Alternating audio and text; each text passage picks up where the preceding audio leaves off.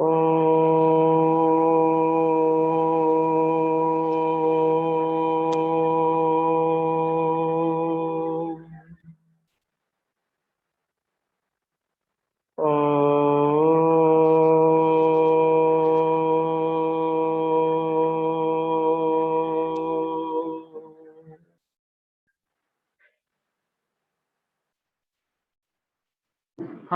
मानव शरीर रचना एवं क्रिया विज्ञान का अध्ययन कर रहे थे, एनाटॉमी और फिजियोलॉजी का।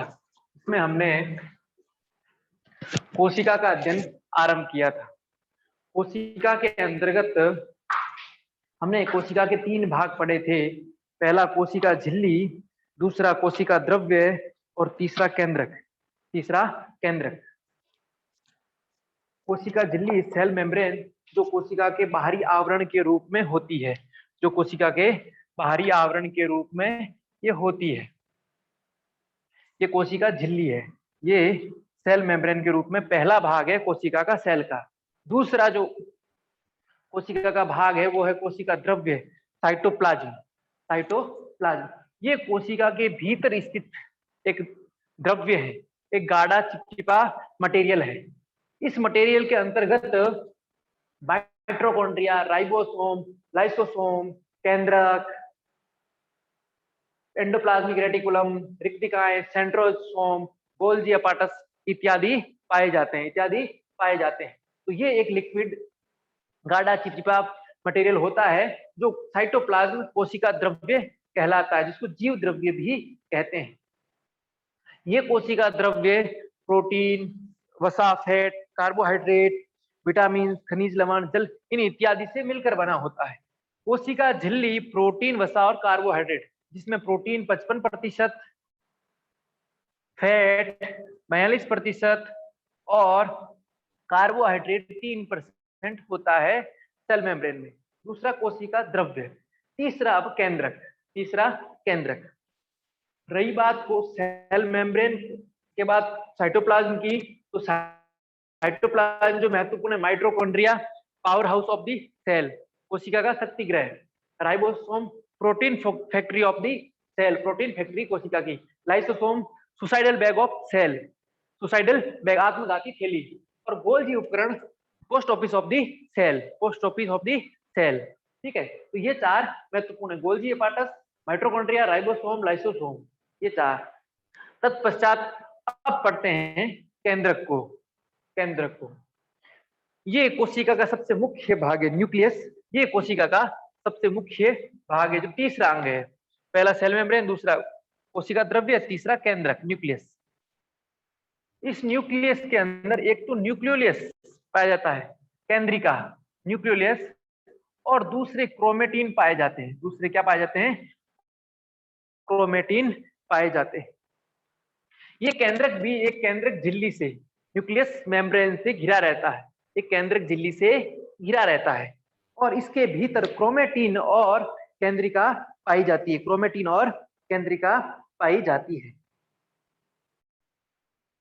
क्रोमेटिन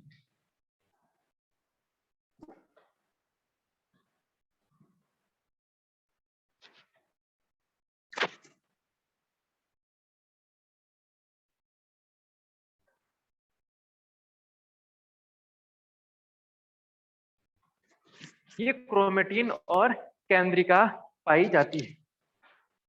क्रोमेटिन एक केंद्रक का भाग होता है जिसमें डीएनए और प्रोटीन, इस क्रोमेटिन के अंदर डीएनए और प्रोटीन होते हैं। ये केंद्रक का एक भाग है, कोशिका के केंद्रक का एक भाग है क्रोमेटिन, जो किससे मिलकर बना होता है? डीएनए और प्रोटीन।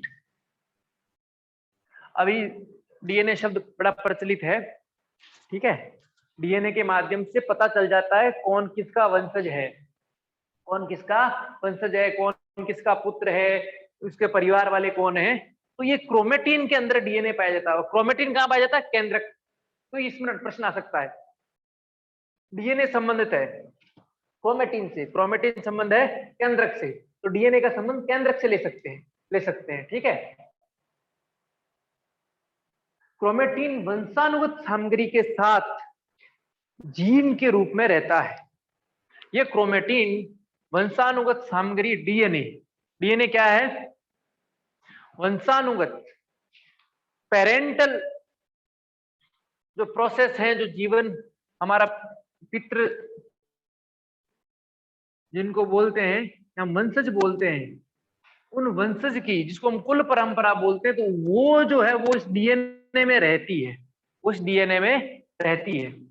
और ये किसके रूप में रहती है? जीन के रूप में। तो क्रोमेटिन डीएनए और प्रोटीन से मिलकर बना होता है। डीएनए वंशानुगत सामग्री रखता है, अर्थात हम किस वंश परंपरा से हैं ये डीएनए रखता है। और क्रोमेटिन डीएनए के साथ जीन के रूप में प्रकट होता है। तो हम जीन पढ़े किस जीन का है, तो उस जीन से पता चल जाता है ये उस वंश का है, उस वंश का है। तो ये क्रोमेटिन का कार्य है, ये क्रोमेटिन का कार्य है। अब न्यूक्लियोलस, अब न्यूक्लियोलस दो, ये एक इसमें क्रोमेटिन भरा होता है, एक न्यूक्लियोलस केंद्रिका, ठीक है। क्रोमेटिन और केंद्रिका ही केंद्रक में पाए जाते हैं। क्रोमेटिन डीएनए और प्रोटीन से मिलकर बना है, और न्यूक्लियोलस प्रोटीन और आरएनए से मिलकर बना है, प्रोटीन और आरएनए से मिलकर बना है। इस प्रकार जब केंद्रक में देखोगे तो दो चीज मिलेगी, डीएनए प्रोटीन। फिर केंद्रिका में देखोगे तो प्रोटीन और आरएनए। तो पूरे केंद्रक में तीन चीजें ही हैं, डीएनए, आरएनए और प्रोटीन, और प्रोटीन। तो केंद्रक के अंदर क्रोमेटिन के रूप में डीएनए प्रोटीन रहते हैं, और केंद्रिका के रूप में आरएनए और प्रोटीन रहते हैं। यहाँ डीएनए अधिक था, प्रोटीन कम था, यहाँ प्रोटीन अधिक है, आरएनए कम है, आरएनए कम है, लेकिन यही होते हैं, यही होते हैं। तो पूरे केंद्रक में क्रोमेटिन सबसे अधिक है, डीएनए अधिक, लेकिन इधर प्रोटीन। तो डीएनए, आरएनए और प्रोटीन से मिलकर पूरा का पूरा केंद्रक बना है, पूरा का पूरा केंद्रक बना है। प्रत्येक मानव कोशिका में ये एक पूरी सेल है, पूरी ह्यूमन सेल है ये प्रत्येक मानव कोशिका कुल 46 क्रोमोसोम बनाती है। ये जो क्रोमेटिन बनाता है ये कितने बनाता है? 46 क्रोमोसोम, जिनको हिंदी में गुणसूत्र कहते हैं, गुणसूत्र कहते हैं। और ये युग्म के रूप में रहते हैं। ये हमारे उपनिषद में द्विदल, प्रश्नोपनिषद, बृहदारण्यक उपनिषद हमने पढ़ा था, जीवन की उत्पत्ति के रूप में, तो द्विदल के रूप में। तो जो मनुष्य की संपूर्ण जीवों की जो सबसे छोटी इकाई कोशिका, उससे भी छोटा जो डीएनए, जिसका वंशानुगत क्रम चलता है, पेरेंटल जो सीक्वेंस चलती है, वो डीएनए पर आधारित है, अर्थात जीन पर आधारित था, क्रोमोसोम पर आधारित है। और वो क्रोमोसोम युग्म के रूप में रहते हैं, जोड़े के रूप में, 23 जोड़े, पेयर के रूप में। टोटल गुणसूत्रों की संख्या कितनी होगी? 46 जो दो प्रकार से रहती है। इन की संख्या कुल 23 हुई, तो बराबर 46, बराबर 46। तो युग्म के रूप में प्राण और रई, इसको हमारे यहाँ कहा गया है। यहाँ इन्होंने एक्स और वाई दिया, उसका नाम एक्स और वाई दिया है। तो पूरा का पूरा प्रश्नोपनिषद की साइंस पे ये गुणसूत्र बेस्ड है, पूरा का पूरा उसी पर बेस्ड है। तो ये क्रोमोसोम गुणसूत्र पेयर के रूप में रहते हैं, उनकी संख्या कुल 46 है, पेयर की संख्या 23 है। इन गुणसूत्रों का निर्माण डीएनए और हिस्टोन नामक प्रोटीन से होता है।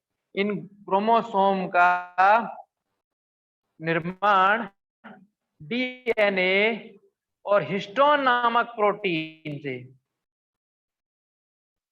हिस्टोन नामक प्रोटीन से होता है, हिस्टोन नामक प्रोटीन से होता है।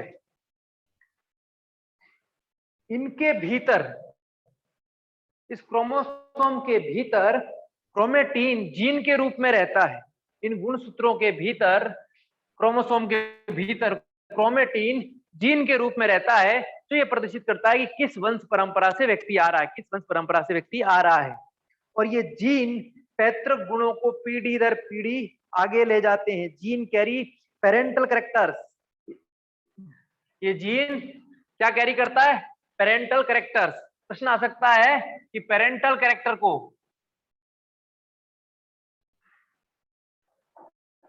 कौन कैरी करता है? तो जीन। किसके माध्यम से? क्रोमेटिन और क्रोमोसोम्स, गुणसूत्रों के माध्यम से। किसके अंदर रहता है? केंद्रक के अंदर रहता है। किसके अंदर रहता है? केंद्रक। तो ये पूरा पूरा सेल के साथ हो गया, पूरा का पूरा निर्भर, क्योंकि केंद्रक किसमें रहता है? सेल के साथ रहता है। तो कोशिका से भी छोटा केंद्रक, उस केंद्रक के भीतर भी इतना सूक्ष्म जो जीव है, वो मूल पदार्थ है, वो क्रोमेटिन है। और इस क्रोमेटिन में क्रोमोसोम के रूप में गुणसूत्र रहते हैं, पेरेंटल कैरेक्टर्स रहते हैं, जिन्हें जीन कहते हैं। और ये जीन ही पेरेंटल कैरेक्टर्स को आगे ले जाते हैं, आगे ले जाते हैं। इस प्रकार ये गुणसूत्रों को हुआ। तो गुणसूत्र 46 संख्या है, ठीक है। क्रोमोसोम जिन्हें गुणसूत्र कहते हैं 46 संख्या है। किससे मिलके बने हैं? डीएनए और हिस्टोन नामक प्रोटीन से। हिस्टोन नामक प्रोटीन से मिलकर बने, हिस्टोन नामक प्रोटीन से मिलकर बने हैं, ये स्मरण रखना है। प्रश्न आ जाए, कोशिका का मस्तिष्क किसको कहते हैं? Brain of the cell.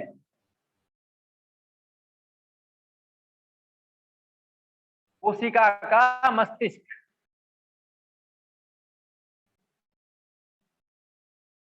तो उत्तर है केंद्रक, न्यूक्लियस।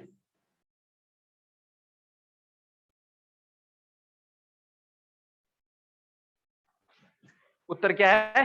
न्यूक्लियस। कोशिका का मस्तिष्क, ब्रेन ऑफ द सेल कौन है? केंद्रक। क्योंकि यही चलाता है, सारे संस्कार इन क्रोमोसोम्स में ही होते हैं, गुणसूत्रों में ही होते हैं। उसी के द्वारा जीवन की गतिविधि चलती है। हमारे भीतर जो विचार, जो प्रेरणाएं हैं, उन सब का कारण कौन है?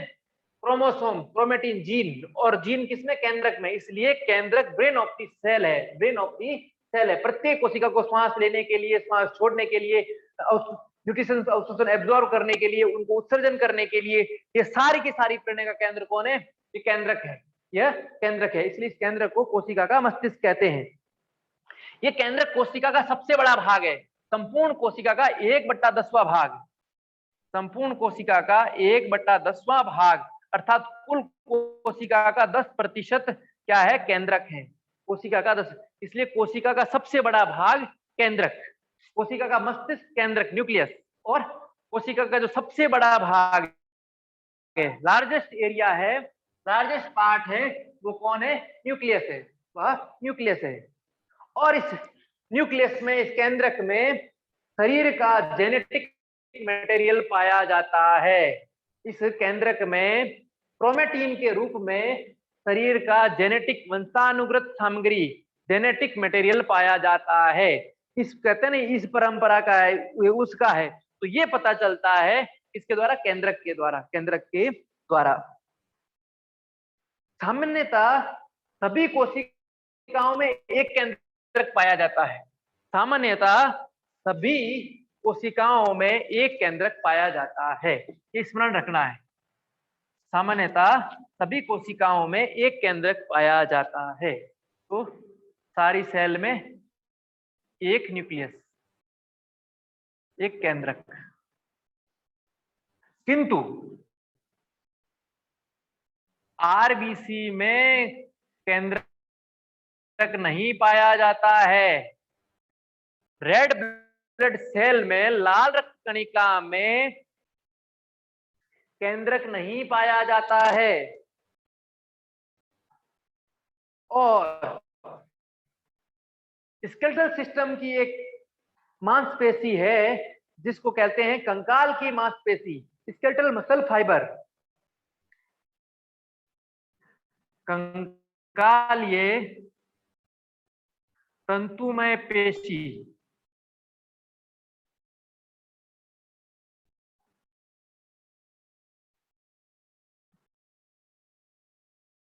फाइबर, इसमें एक से अधिक अर्थात एक से अधिक केंद्रक पाया जाता है, केंद्रक पाया जाता है।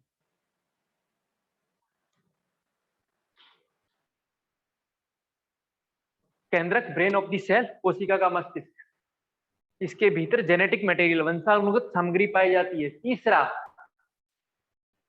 सामान्यतः कोशिका में एक ही केंद्रक होता है, किंतु लाल रक्त कणिकाओं में, आरबीसी में, रेड ब्लड सेल में कोई भी केंद्रक नहीं पाया जाता है। और तीसरा, कंकाल्य तंतुमय पेशी, स्केलेटल मस्कुलर फाइबर्स में एक से अधिक केंद्रक पाया जाता है, एक से अधिक केंद्रक पाया जाता है। इसको स्मरण रखना है, इसको स्मरण रखना है।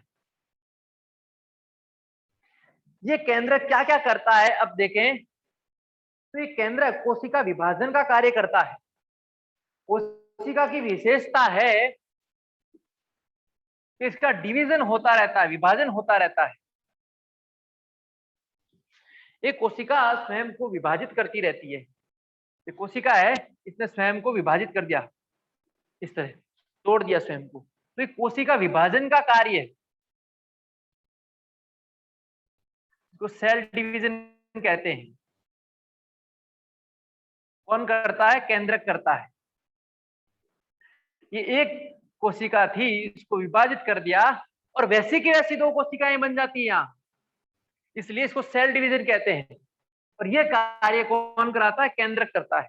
और इसका उद्देश्य क्या है कि कोशिका विभाजन से शरीर में कोशिकाओं की संख्या बढ़ती रहती है, तो शरीर की वृद्धि होती रहती है, शरीर की वृद्धि होती रहती है।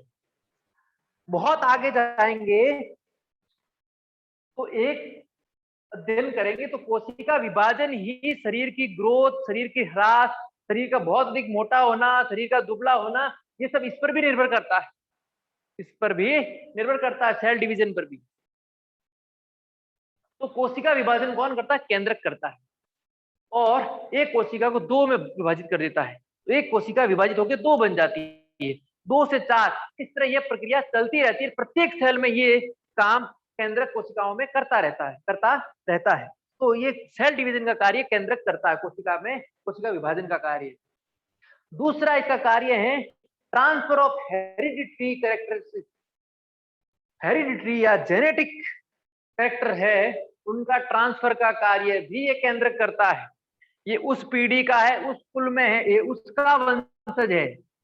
लोग कहते हैं सूर्यवंशी, चंद्रवंशी, तो कैसे? तो वो उस समय की जो परंपरा से निरंतर अपने यहाँ, अभी आपने न्यूज़पेपर पढ़ा हो तो एक देश था, नाम भूल गया मैं, न्यूज़पेपर आया, उसकी रानी की अस्थियां गोवा के किसी चर्च, पुर्तगाली चर्च में थी।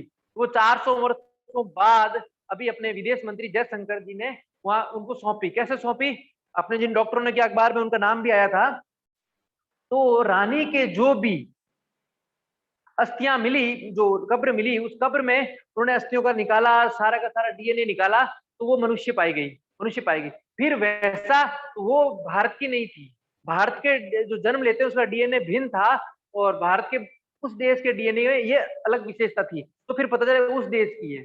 फिर उस महारानी के वंशज जो पीढ़ी दर पीढ़ी निकट थे, फिर उनका डीएनए टेस्ट किया गया और फिर वो मिला, तब बोले हाँ ये वही है। तो इस प्रकार ये पूरा का पूरा, तो इस प्रकार ये हेरिडिटरी कैरेक्टर को या जेनेटिक कैरेक्टर को आगे ले जाने के कार्य कौन करता है? ये केंद्रक करता है, केंद्रक करता है। ये इस कार्य को निरंतर करता रहता है।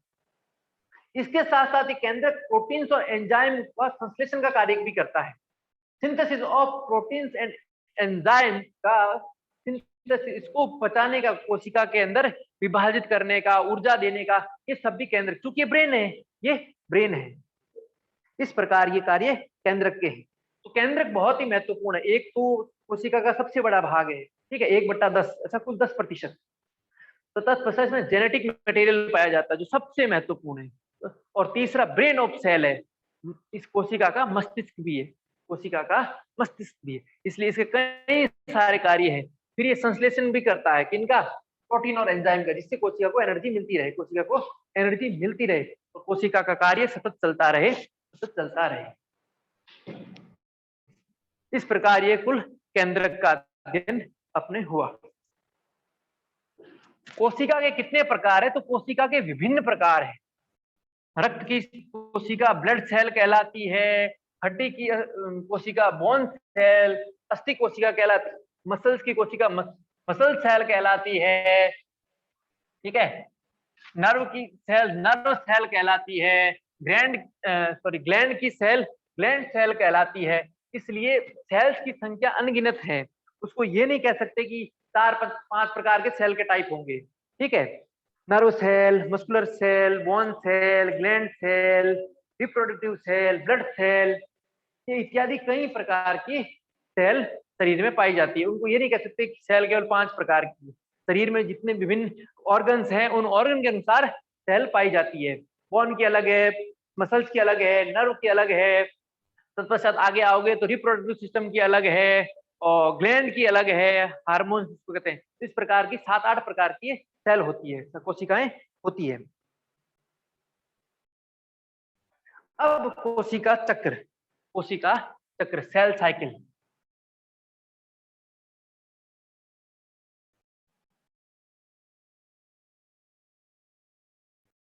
सेल के प्रकार में सबसे पहले अस्थि का बोल तो बोन सेल, मसल्स में आए तो मस्कुलर सेल, आगे रक्त में आए ब्लड सेल, नर्व में आए नर्व सेल, रिप्रोडक्टिव सेल, लिम्फेथेटिक में लिम्फेथेटिक सेल, ठीक है, ग्लैंड सेल, रिप्रोडक्टिव सेल, ये इत्यादि प्रकार की इत्यादि। अब सेल साइकिल, कोशिका चक्र क्या होता है? तो कोशिका चक्र है वो 2 प्रकार से होता है। कोशिका चक्र है ये 2 प्रकार से होता है। कोशिका चक्र 2 प्रकार से होता है। ये ग्रोथ साइकिल, विकास चक्र, जिसमें कोशिका का ग्रोथ होता है, और दूसरा विभाजन चक्र, जिसमें सेल डिवीजन होता है। ये कोशिका का एक चक्र है, ठीक है। सेल ग्रोथ और सेल डिवीजन, सेल ग्रोथ और सेल डिवीजन, ये इस प्रकार चलता रहता है, ठीक है। कोशिका की वृद्धि होती रहती है और कोशिका का डिवीजन होता रहता है। नई कोशिका बनी, उसकी वृद्धि हुई, पूर्ण हुई, विभाजन हुआ। ये कोशिका है, इसकी वृद्धि हुई तो इसका विभाजन हो गया, 2 में हो गया, फिर वृद्धि हुई, फिर विभाजन हो गया, फिर वृद्धि हुई, फिर विभाजन हो गया। ये इस प्रकार का प्रक्रम चलता रहता है। ये कोशिका चक्र है, सेल साइकिल है, जिसमें 2 चीज होती है। एक कोशिका आती है, फिर परिपक्व होती है, वो ग्रोथ होता है उसका। ग्रोथ होने के पश्चात वो 2 भागों में विभाजित, जिसको सेल डिवीजन कहते हैं, विभाजित होती है। वो अपनी जैसी ही पुत्री कोशिकाएं बनाती है, जैसी ठीक वो है वैसी की वैसी 2 अन्य सेल बना देती है, 2 अन्य सेल बना देती है। जो ही उन 2 का ग्रोथ होता है वो अपने जैसी 2 बना देते हैं। इस प्रकार अनेकों कोशिकाएं शरीर में बनती जाती है। अब सेल डिवीजन, प्रत्येक जीवन की आरंभ, संपूर्ण जीवन, इस सृष्टि में जितना जीवन है, सृष्टि का जितना जीवन है, सारा का सारा आरंभ एक सेल से ही होता है, एक कोशिका से ही होता है। संपूर्ण जीवन, संपूर्ण सृष्टि का यदि देखेंगे तो सारा का सारा जीवन किससे आरंभ होता है? एक कोशिका से।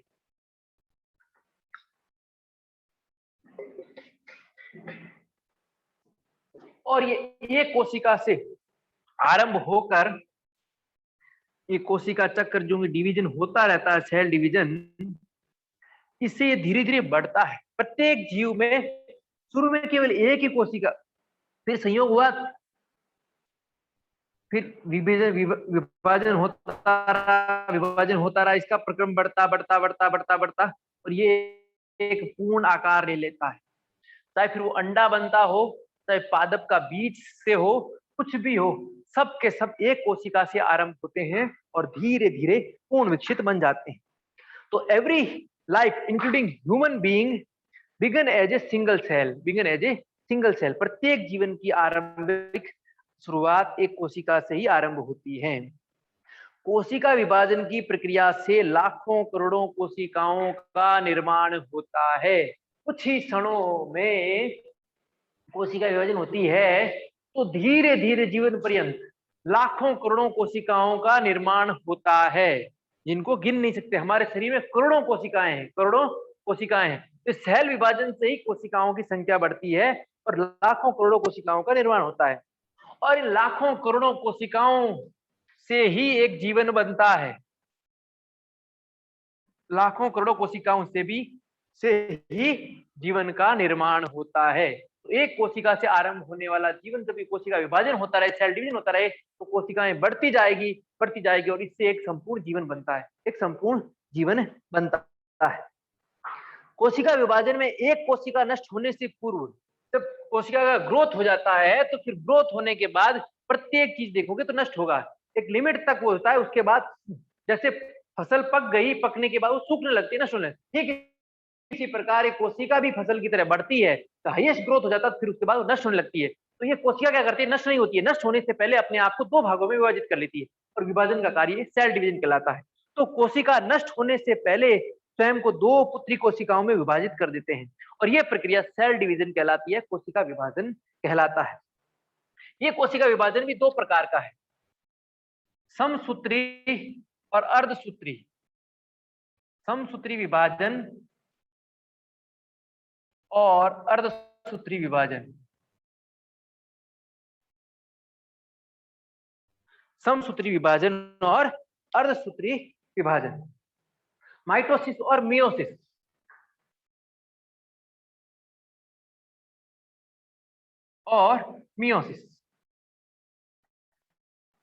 अर्धसूत्री को मियोसिस बोलते हैं, समसूत्री को माइटोसिस बोलते हैं। कोशिका विभाजन की इस प्रक्रिया में, इसकी समसूत्री विभाजन की प्रक्रिया में मूल मात्र कोशिका का विभाजन तो पुत्री कोशिकाओं में हो जाता है। ओरिजिनल मदर सेल होती है, उसका विभाजन दो डॉटर सेल में हो जाता है। मदर सेल से भ्रूण विकसित हो गई, नष्ट होने से पहले जो मदर सेल थी वो दो भागों में विभाजित कर दी, तो पुत्री कोशिकाओं में, अर्थात वो भी पुनः कोशिकाएं बना सकती है ऐसी। तो इक्वल समसूत्री इक्वल विभाजित होना, बिल्कुल इक्वल। और इनमें गुणसूत्रों की संख्या भी समान होगी दोनों में। किस समसूत्र, इसमें 46 गुणसूत्र थे, इनका विभाजित होने के बाद भी इनमें भी गुणसूत्रों की संख्या 46 ही होगी, 46 ही होगी। तो इसलिए इसको समसूत्र, इसमें गुणसूत्रों की संख्या बराबर रहती है और जो जिसमें क्रोमोसोम्स की संख्या समान रहती है, तो एक मदर सेल से, एक मात्र कोशिका से तो पुत्री कोशिकाएं उत्पन्न होती है जिनका गुणसूत्रों की संख्या समान रहती है, वह समसूत्री विभाजन कहलाता है, माइटोसिस कहलाता है। माइटोसिस सेल डिवीजन है, समसूत्री कोशिका विभाजन। अगला अर्धसूत्री विभाजन, मियोसिस। कोशिका विभाजन की इस प्रक्रिया में गुणसूत्रों की संख्या आधी रह जाती है। इस अर्धसूत्री विभाजन में जो होता तो है कोशिका का विभाजन दो में, लेकिन ये इसमें क्या था, 46 46 46, लेकिन इसमें नहीं, यहाँ 46 है तो 23 23 ही होंगे, 23 23 ही होंगे, इसलिए अर्धसूत्री विभाजन कहलाता है। कोशिका विभाजन की प्रक्रिया में गुणसूत्रों की संख्या आधी हो जाती है। ऐसा जननांग में जेमेट्स के निर्माण में होता है, युग्मक निर्माण में। जब प्रजननशीलता के लिए युग्मक निर्माण करना हो, क्योंकि प्रजनन में एक मां से, एक पिता से आता है, तो यहाँ जो 23 है, ये इस 23 से करतार एक युग्मक बनाता है, जिससे नई कोशिका का निर्माण, नई संतान का निर्माण होता है। ये कोशिका जो समसूत्री है, इस शरीर का विभाजन करता है, नए शरीर को जन्म देने के लिए ये अर्धसूत्री विभाजन काम करता है, मियोसिस। ये मियोसिस करता है, जिसमें क्या होता है, युग्मक के रूप में एक मदर से आएगा, दूसरा पिता से आएगा, फादर से आएगा, ये दोनों मिलते हैं तो ये पूर्ण कोशिका बनाते हैं, पूर्ण गुणसूत्र युग्मक बनाते हैं, 23 23। ये 23 23 इसमें दोनों हो सकते हैं। माता में चूंकि दोनों एक्स एक्स होता है, पिता में एक्स वाई हो जाता है, तो कई बार ये तो दोनों 23-23 है, ये भी 23-23 है। अब मिलता कौन है? कई बार ये मिल जाता है और कई बार ये मिलता है। तो जब एक्स एक्स मिलता है तो फिर पुत्री का जन्म होता है उन दंपत्ति के बीच में, और जब ये एक्स वाई मिल जाते हैं तो पुत्र का जन्म होता है उस दंपत्ति के लिए। तो अर्धसूत्री विभाजन है नए संतान की उत्पत्ति में युग्मक बनाने के काम आता है।